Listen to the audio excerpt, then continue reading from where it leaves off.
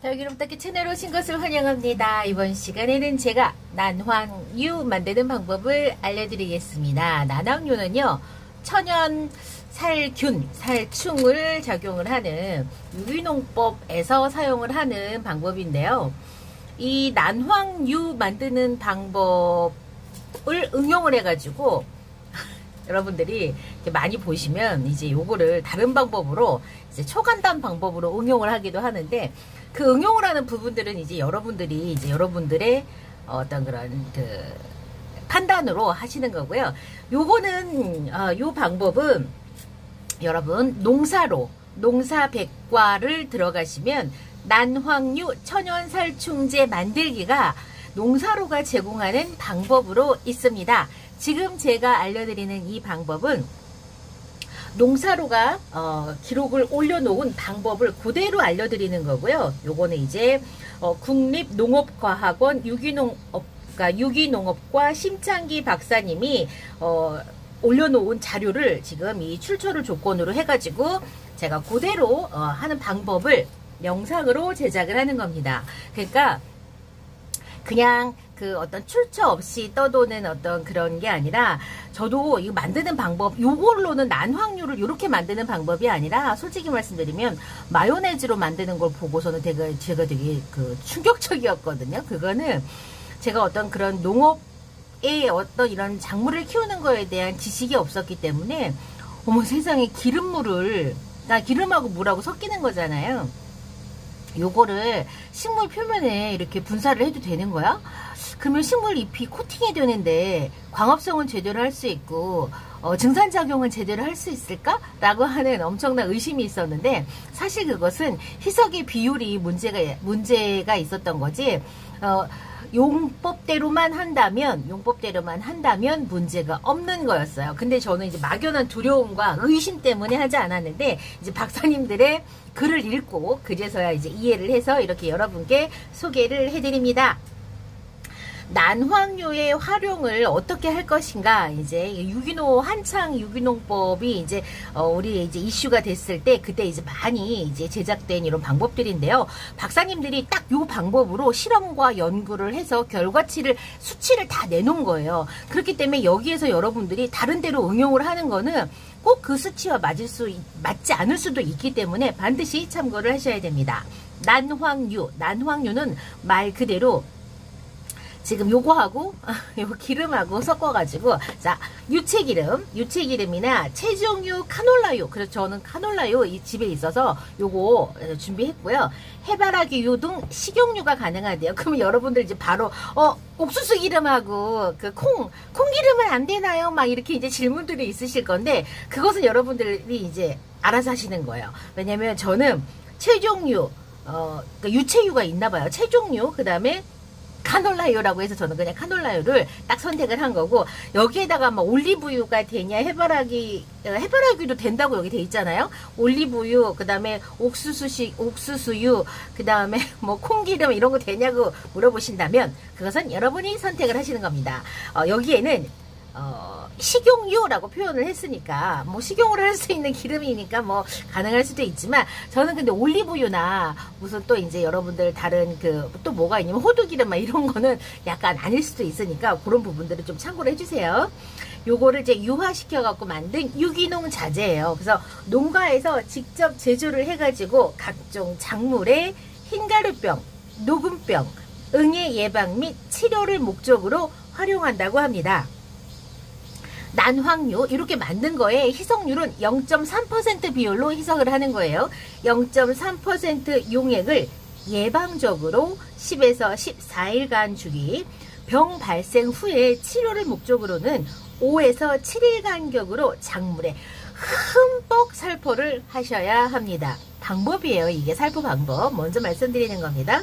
난황유가 작물에 직접 닿아야만 효과가 있기 때문에 농약을 우리가 보통 그냥 한번 농약을 쓸 때요. 여기다가 한번 쓱 해주고 목대 그 다음에 흙 위에 쓱 해주고 물이 한번 밑으로 주르륵 흐를 때까지 농약을 준다면 이 난황류는 그거에 1.5에서 2배 정도까지 많이 살포를 하라고 합니다. 그렇기 때문에 저는 다육식물 같은 경우에 어떻게 하셨으면 좋겠냐면 물을 줄 때에 물 주는 거 대신에 요 난황류를 살포해 주셨으면 좋겠습니다. 충분히 살포를 하라는 사용량, 이게 주의사항이 있더라고요. 자, 요 난황류가 어떻게 좋냐 하면은 방제 효과가 있는 부분이 있어요. 흰가루병인데요. 실험을 다 했습니다. 대표 실험군은 상추, 오이, 화해류류 중에 대표가 장미예요. 상추, 오이, 장미 여러분 외형으로 딱 봤을 때 이게 달라요. 상추는 그 프릴이 되게 많고 입장수가 많잖아요. 살포를 정말 잘해야 되는 거고요. 오이는 너무 심플하잖아요. 그냥 오이. 그 다음에 장미 같은 경우에도 약간 프릴이 있고 쏙쏙이 다 안 들어갈 수도 있잖아요. 그래서 효과가 흰가루병에 대한 효과, 진짜 효과는 어마어마해요. 상추가 89.6에서 94.8%까지 효과가 있고요. 오이는 98.9%까지 효과가 있대요. 장미 궁금하시죠? 장미는 화해에서는 91.4에서 96%까지의 흰가루병을 방지하는 효과가 있었어요. 오히려 상추보다 장미한테 효과가 더 높았던 거죠. 이래서 요게 원예에도 충분히 활용할 수 있는 가치가 높고, 특히 장미처럼 우리가 이렇게 겹겹이 다육이들은 그런 다육이는 에오니움 속에서 일부만 있지 그렇지 않잖아요. 이렇게 잎이 심플해요. 이렇게 심플하기 때문에 효과가 좀 더 많지 않을까 추측을 해봅니다. 그 다음에 해충으로는 전박이 응애에서 장미가요 83에서 93.9%나 방제 효과가 있었습니다. 대단히 높은 거면 대단히 높죠. 그 다음에 기타 병해충으로는 예방적, 주기적으로 사용할 경우에 대부분의 병해충이 예방이 되었다고 합니다. 대부분의 병해충이라고 하니까 어떤 살균과 살균의 효과와 살충의 효과가 예방적으로 있었다는 게 증명이 되었던 거예요. 자, 이거 만드는 거, 준비하는 거는요. 자, 준비는 어떤 카놀라유든 해바라기유든 식용유를 준비하시면 됩니다. 그래서 저는 카놀라유 준비했고요. 자, 여러분, 계란. 요즘에 계란 많이 나오네요. 계란 뭐만 필요한가요? 노른자만 필요합니다. 계란 노른자. 그 다음에 뭐가 필요하냐면 여러분 강력한 믹서를 해야 돼요. 그래서 이 노른자는 다 풀려야 되고요. 노른자는 다 풀려야 되고 식용유는 물과 이 노른자에 완전히 분해가 되다시피 해갖고 거의 존재감이 없이 완전히 이렇게 다 풀려야 돼요. 그렇기 때문에 믹서기를 이용해서 혼합을 하라고 합니다. 강하게 갈수록 효과가 더 좋다고 하니까 반드시 믹서기에다 하시기를 추천드려요. 이거 흔드는 거 쉽게 하지 마시고요. 그 다음에 제조 방법 알려드리겠습니다.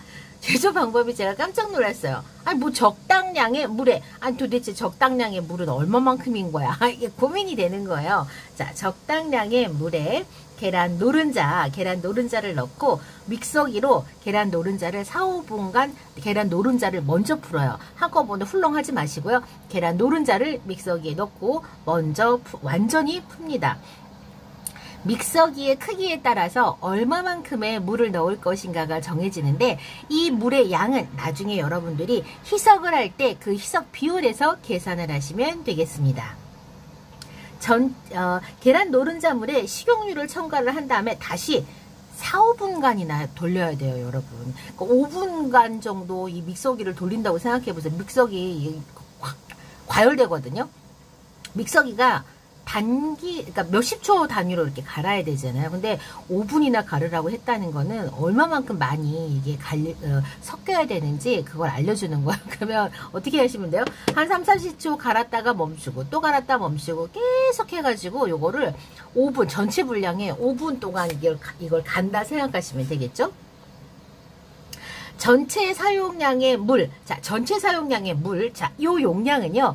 이게 카놀라유 60mg이고요. 그 다음에 계란 노른자의 하나예요. 이게 대략 15ml 정도 된다고 합니다. 계란 노른자가. 요거는요. 한 말을 만들 수 있는 기준입니다. 한 말. 얼마냐고요? 어르신들은 알아듣지만 다부때 못 알아들었어요. 한 말은 20리터예요, 여러분. 20리터. 20리터면 삼다수병이 10개나 되는데 그렇게 많은 양을 만들어야 돼? 자, 여러분들이 사용을 하실 때에 이제 희석 비율도 알려드릴 거지만은 사용하실 때 그건 조절하시면 됩니다. 저는 어떻게 할 거냐면 저는 일단은요. 식용유하고 계란 노른자를 이렇게 하면 이게 20리터의 물에서 하는 거잖아요. 저는 여기에다가 얼마만큼 물을 넣을 거냐면은 믹서기가 용량이 꽤 커요. 믹서기가 한 2리터 정도 들어가거든요. 근데 이제 그 정도로 많이 넣으면 안 될 것 같아서 어쨌건 용량을 제가 물을 어떻게 할 거냐면 1리터를 넣고 희석을 할 거예요. 그러니까 물 1리터와 식용유 지금 60ml, 계란 노른자 하나. 계란 노른자 절반만 쓰면서 이거 절반을 하기에는 제가 조금 불편해가지고 저는 그냥 사용법대로 여기 60ml 하고 계란 노른자 하나 하고 물을 일단은 제가 1리터를 넣고 넣을 거예요. 그러면 제가 나중에 희석 비율을 또 다시 수정을 해가지고 알려드릴 거거든요. 자, 이렇게 해서 제가 요거를 만들어 갖고 이제 사용을 할 겁니다. 믹서기로 오랫동안 강하게 갈수록 잘 만들어진다 라고 설명을 하고 있어요. 작용 기작, 도대체 얘가 어디에 효과가 있냐? 직접적인 효과로는요, 병원균과 해충에 대한 살균과 살충의 작용이 효과가 있어요. 그러니까는 농약을 쓰지 않으시는 분들한테는 이게 굉장히 좋은 방법이에요. 그래서 구매를 하시는 살충제와 살균제를 쓰셔도 돼요. 근데 이제 이렇게 집에 있는 걸로 만들어서 사용하시는 것도 하나의 방법이니까 자, 효과가 그렇고요. 얘가 어떤 작용을 하냐면 병원균, 그러니까 병원균의 세포복에 침투를 한대요. 그러니까 정확하게 여기에서 어떤 그 물질이 그런 역할을 하는지는 모르겠지만 세포벽에 침투를 해서 원형질을 파괴하고 지방대사를 방해해가지고 그렇게 세균은 살균을 하게 되고요. 해충의 기문을 막아가지고 호흡과 대사를 방해한다고 합니다. 대표적인 그 살충제들의 그 방법이에요. 그게 간접적인 효과로는요, 작물 표면에 피막을 형성해서 물리적으로 보호막하는 역할이 있다는데 제 생각에 그것은 아주 미미한 역할이라 생각합니다. 예전에 제가 소개를 해드렸던 그 난각칼슘, 계란껍질 칼슘도 우리가 그건 여름에 살포를 하라고 하잖아요. 그래서 얘 지금 그때 살포했던 거예요. 이거 전혀 그런 거 없죠. 사실 부작용 거의 없어요. 사실은 부작용이 거의 없고요. 오히려 농도를 500배 이하, 200배 농도로 사용을 해도 부작용이 없어요. 사실은. 그런데 저는 일단은 농도를 좀 높였지만 한번 살포를 한 이후에 전 농도를 계속 높여서 살포를 할 계획이에요. 그런데 여기에서도 그 천연 칼슘제 있잖아요. 난각 칼슘, 그러니까 계란 껍질 칼슘제의 효과 중에 하나가 뭐가 있냐면 얘를 도포를 해서 한여름 떼약볕에 화상에서 조금 막아줄 수 있다라고 하는데 그것은 정말 효과가 미미해요. 제가 어떤 글을 봤을 때 그것도 이제 공식 자료예요. 공식 보도 자료에서 이런 효과는 3%인가 0.3%인가로 아주 미미하답니다. 그래서 여기에서도 말하는 요 난황류가 입장의 표면을 코팅하는 효과는 그렇게 크지 않을 것으로 추측합니다. 자, 주의사항 있습니다. 모든 주의사항 잘 들어주셔야 돼요. 살포는 언제 하냐면 맑은 날 오전에 살포하는 것이 가장 효과적이라고 하고요. 딸기 등 이거는 이제 완전히 작물을 기준으로 했을 때 딸기 등 저온 작물의 동절기나 고온기에는 생장을 억제하고 혹은 잎의 반점 등의 장애를 유발할 수가 있기 때문에 하우스 안에서 최저 온도가 5도 이하, 최고 온도가 35도씨 이상인 저온기와 고온기에는 사용하지 않는 것이 안전합니다 라고 합니다. 그러니까는 우리 다육이 키우는 엄마들은 12월 아주 추울 때 그 다음에 아주 한여름 그냥 해가 쨍쨍 내리지는 한여름에는 그냥 사용 안 하시면 돼요. 딱 요게 이제 요거는 이제 언제쯤 사용하시면 되냐면 35도가 아래로 내려갔을 때인데 근데 문제는 물론 여기에서는 뭐라고 했냐면 저온 작물 딸기라고 특정 딸기 이렇게 저온 작물인데 우리는 사실 다육이가 그런 건 아니잖아요. 그래서 저는 만들면 바로 사용을 할 거예요. 지금 이번에 작물별, 재배, 유형별, 생육기별로 난황류에 대한 반응이 이제 그거예요. 생육을 억제하거나 약해가 발생하는 건 다를 수가 있어요. 근데 공식적인 그 실험 작물로는 오이, 상추, 장미만 있는 거잖아요. 그래서 그 이외의 작물에 대해서는 반드시 사전 실험을 한 다음에 하세요. 그러니까 모르니까 한번 이렇게 살포를 해봐갖고 얘가 부작용이 있나 없나 확인한 다음에 사용하시면 되겠습니다. 지금 요 글은요, 국립농업과학원의 유기농업과 심창기 교수님이 관리하는 그런 글이에요. 그래서 업데이트도 하시는 것 같더라고요. 그래서 궁금한 게 있으면 뭐 질문을 해라, 이런 코멘트도 있었습니다.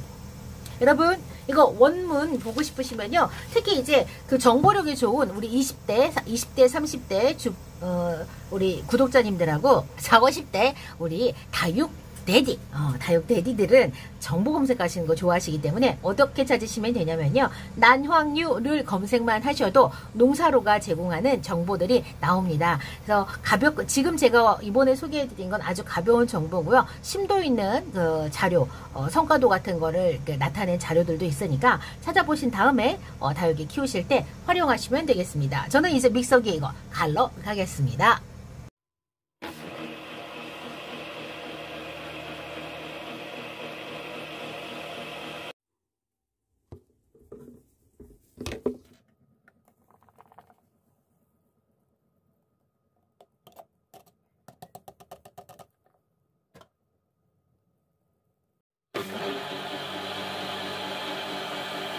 믹서기로 슈킷슈킷 해가지고, 슈킷슈킷 아니죠. 엄청나게 그 앞에서 5분 이상의 시간을 채우려고 계속 갈았어요. 우유 같죠? 이게 지금 계란 노른자가 물에 풀면 이렇게 되는데 진짜 딱 그 마요네즈 같아요. 근데 분리가 일어나요, 금방.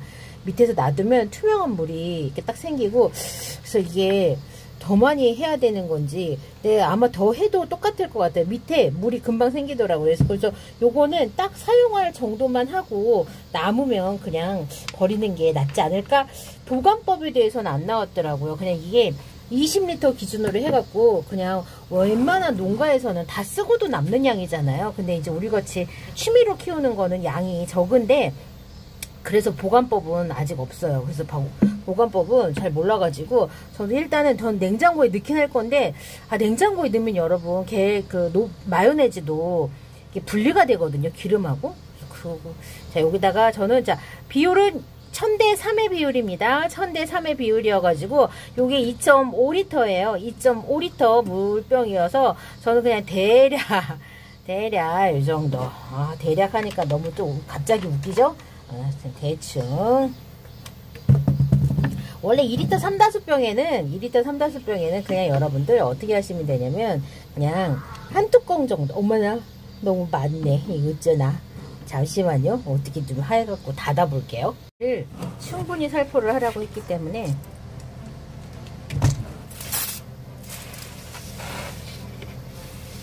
뭐 손에 다 남으면 문제가 없죠. 이렇게 한 장쯤에